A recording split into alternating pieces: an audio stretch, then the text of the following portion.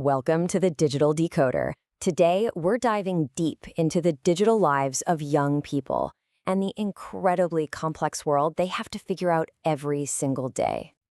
And it really all boils down to this one huge question. How are platforms like TikTok, YouTube, and Instagram actually shaping the way an entire generation grows up? Not just here, but all over the world.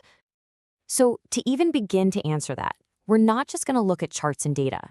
We're going to follow the fascinating journey of one particular researcher, whose own story, you'll see, perfectly mirrors the questions she's trying to solve. Let me introduce you to Yuan Nan.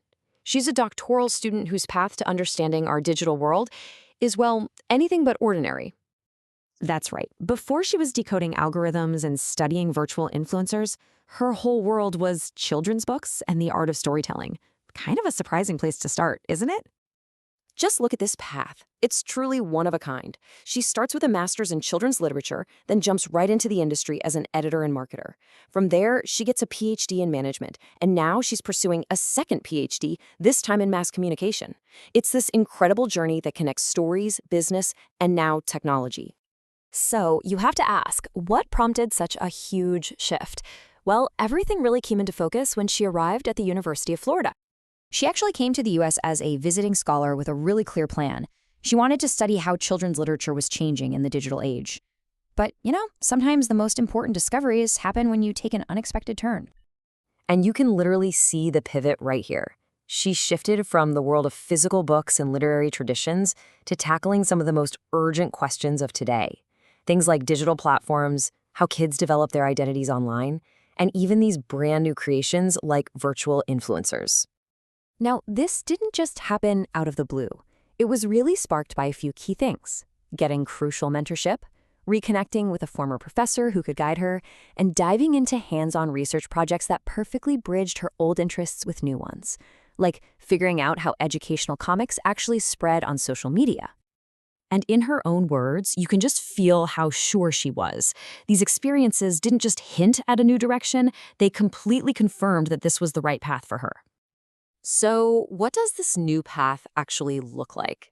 Well, this gets us right to the heart of her work today, decoding the digital world that young people are completely immersed in. The main question has gotten bigger now.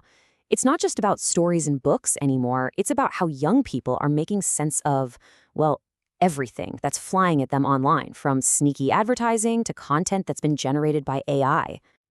And her specific research topics are incredibly relevant. Check these out. She's studying how young adults react to these anime-style virtual influencers and what these non-human characters can tell us about our own ideas of gender. She's also looking into a really critical skill. Can teens today even tell what's an ad and what's not? And get this, she's digging into how young people think about the algorithms that are constantly feeding them content, asking if they feel like they have any control at all. Now, to tackle these huge questions, she doesn't just guess. She uses this powerful toolkit of established communication theories to give her research real structure and depth. One of the key tools is this idea of a parasocial relationship.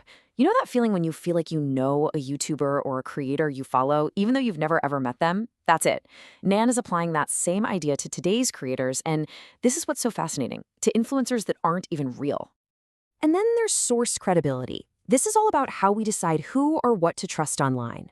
How do we know if something is authentic? And what on earth happens to our judgment when the source isn't even a person, but an AI? But theories are one thing. What really matters is lived experience. So her main method is to just talk to people.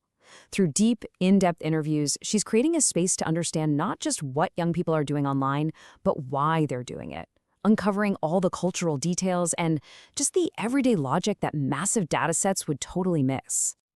So this brings us to the next chapter. How is she planning to pull all these different threads of her journey together? Well, she has a really clear three-part mission. First, become a master of the theories and methods in her new field. Second, get really good at teaching so she can pass that knowledge on. And third, to actively give back to the academic world through her own research and writing. And here's her ultimate goal. It's to connect all the dots. She wants to create work that weaves together everything she knows about storytelling, her understanding of markets from her business PhD, and her brand new focus on digital media.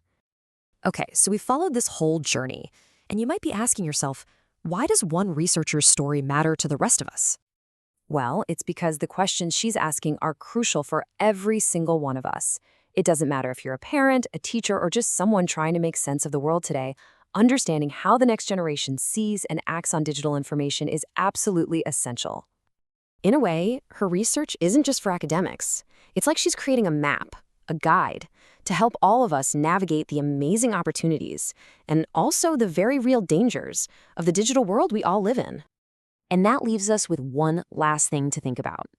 In a world of deep fakes and digital identities, where the line between real and fake gets blurrier every day, what are the skills that will matter most for the next generation? What do they really need to learn to not just survive, but to thrive?